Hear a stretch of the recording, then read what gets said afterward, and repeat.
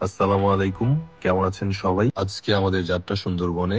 সকাল 7:30টার বিএম লাইনের বাসে করে আমরা সুন্দরবনের উদ্দেশ্যে রওনা করেছি। মাঝপথে যাত্রা বিরতিতে দাঁড়িয়েছি একটা ফিলিং স্টেশনে।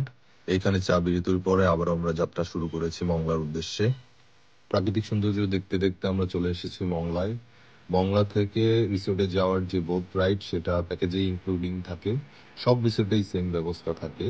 তারপরে এই নদীপথ ধরে এগোতে থাকি আমরা আমাদের রিসোর্টের দিকে। যেতে যেতে অনেক সৌন্দর্য আপনারা উপভোগ করতে পারবেন।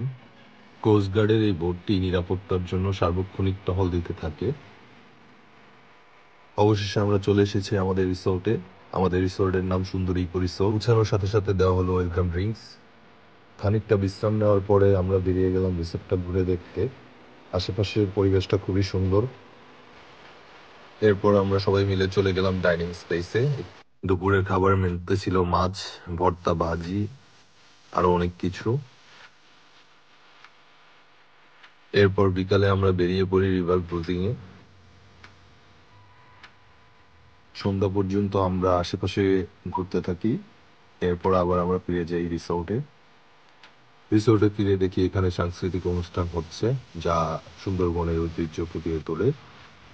খেলাধুলা এবং গান বাজনার মধ্য দিয়ে আমরা একদিকে ব্যস্ত ছিলাম, অন্যদিকে আমাদের রাতের খাবারের ব্যবস্থা হচ্ছিল। এটা হলো বারবিকিউ জোন। রাতের খাবার শেষ করে আমরা তারপর ঘুমাতে চলে যাই। ঘুম থেকে উঠে আমরা গরম জলে চলে আসি। গরম জলে এসেই আমরা দেখতে পেলাম অনেকগুলা হরিণ। আমরা হরিণদের খাবার দিচ্ছিলাম। কিছু দূর আগানোর পর দেখতে পেলাম কুমির মামা সানবাদ করছে। ওয়াচ টাওয়ারে যাওয়ার রাস্তায় অনেকগুলা বানরের সাথে দেখা।